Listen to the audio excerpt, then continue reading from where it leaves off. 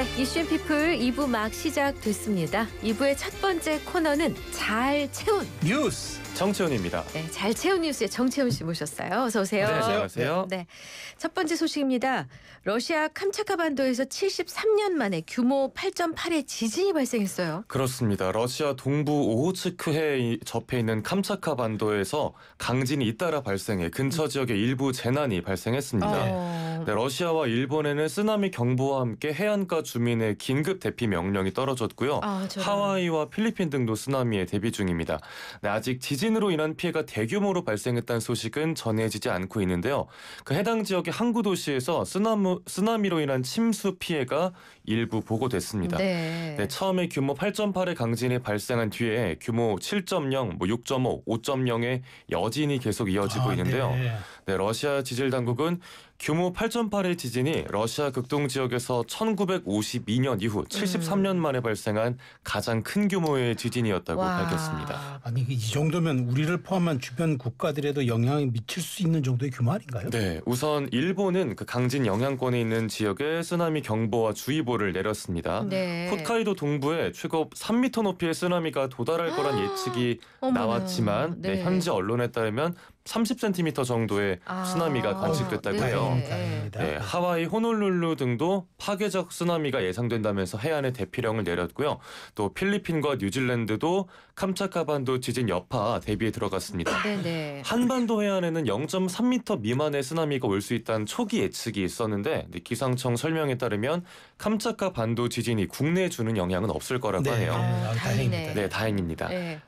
캄차카 반도가 원래부터 지각 활동이 활발해서 불의 고리로 불리는 환태평양 조산대에 있어서 네, 크고 작은 지진이 자주 발생하는 지역인데 이번 지진으로 인한 피해가 최소화되기를 바랍니다. 네, 자 다음 소식입니다. 미국 영주권자인 한인 과학자가 미국 입국 과정에서 구금이 됐다는데 어떻게 된 일이에요? 네, 미국에 35년 넘게 거주한 한인 영주권자 김태흥 씨가 지난 21일 샌프란시스코 국제공항에서 입국 심사를 받다가 2차 심사 명목으로 붙잡힌 뒤에 계속 구금돼 있다고 합니다. 오늘로 한 9일째네요. 김 씨는 5살 때 가족들이랑 함께 넘어가서 미국에 쭉 살고 있었고요. 텍사스의 A&M 대학에서 박사 과정을 밟던 중에 동생 결혼식 참석을 위해서 한국에 2주 정도 머물렀다가 혼자 미국으로 돌아가는 길이었는데요. 영문도 모른 채 갑자기 공항에서 억류가 된 겁니다. 지난 25일 어머니와 짧은 통화를 허용한 것 외에는 김 씨가 변호사와 상담하거나 가족과 연락하는 것도 당국이 막고 있다고 해요. 어머나. 네, 이런 김 씨의 사연은 미국 일간 워싱턴 포스트에도 보도됐습니다. 아니 뭐 이렇게 영주권도 있는 과학자인데 신분도 확실한데 근데 왜 갑자기 붙잡히게 된 거죠? 그 당국이 구체적인 막 이유를 내놓진 않았는데 과거에 소량의 대마초 소지 혐의가 있었대요. 이 부분이 좀 원인이 된 게 아닌가 추정되고 있습니다. 네, 워싱턴 포스트는 그 트럼프 행정부의 이민자 단속이 범죄 경력이 미미하거나 전혀 없는 불법 이민자들뿐만 아니라 유효한 체류 비자나 영주권을 가진 합법 이민자들까지 휩쓸고 있다라고 지적을 했어요. 네, 김 씨의 가족과 한인 단체들도 이 상황이 너무 부당하고 또 규정상 최대 구금 기간도 넘겼다면서 인권 침해라고 반발하고 있습니다. 네, 김 씨가 추방을 피할 수 있도록 연방 의원들에게도 이 일을 알려서 공론화하겠다는 입장입니다. 네.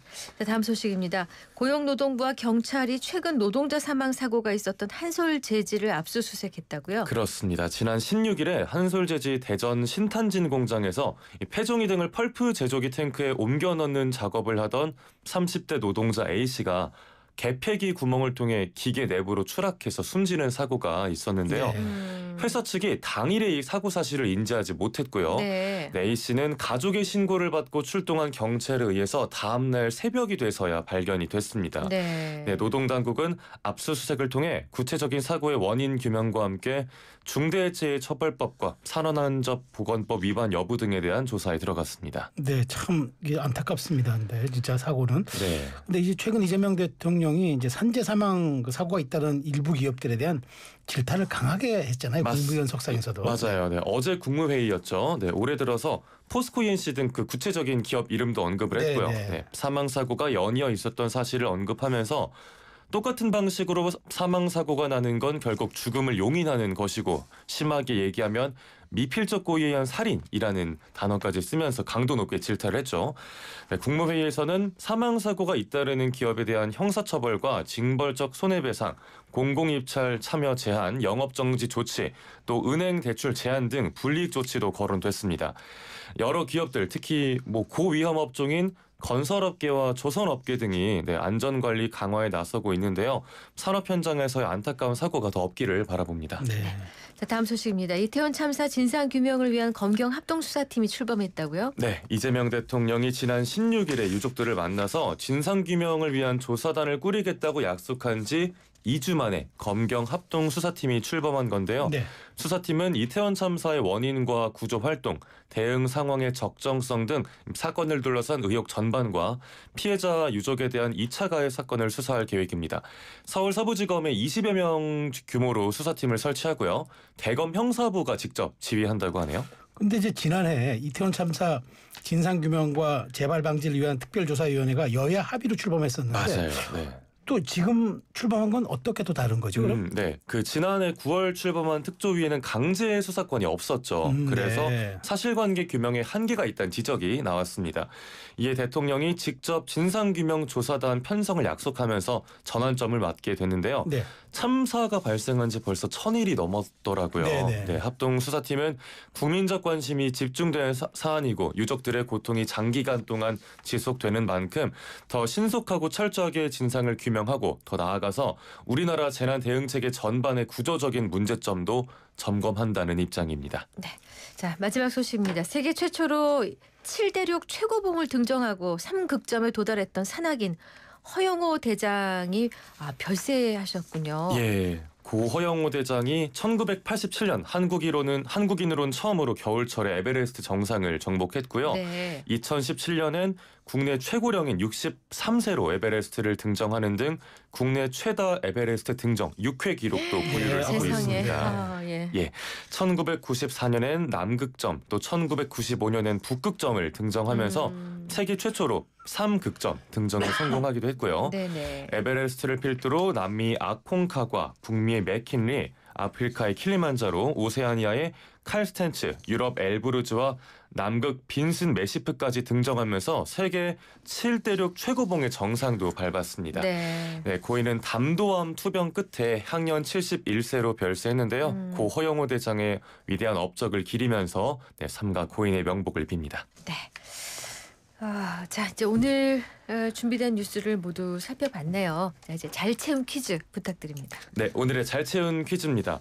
에베레스트 등정까진 아니더라도 하나의 목표를 가지고 동호회 활동하는 분들 많으시죠. 그렇죠. 네. 네, 요즘 축구, 요리, 프리다이빙 동호회 등등 요즘에 중장년층뿐만 아니라 젊은 세대까지 이 동호회 붐이 불고 있다고 합니다. 네. 사전적 의미로는 운동, 놀이, 탐험 등의 목적으로 산을 오르는 행위인데요. 네. 두 글자입니다. 정답은 무엇일까요? 두 글자. 문제 난이도 좀 올려달라고 그렇게 부탁을 했건만. 점점 더 저를 힘들게 하네. 문제가 이렇게 쉬우면 힌트 내기 정말 어려워요. 반비례하네요. 그러니까. 이게. 힌트를 안 내셔도 된다니까요. 아니 그래도 내야 돼. 제 책무를 다 해야 됩니다. 자, 영양과다 날지 못하는 힌트 요정 어서 오세요. 자, 그러니까 한마디로 산을 오르는 행위입니다. 네. 우리가 좀 전에 허영호 대장 얘기를 했지만 높은 산의 가장 꼭대기에 가는 것은 등정이라고 하고 예. 요거 조금 다르죠.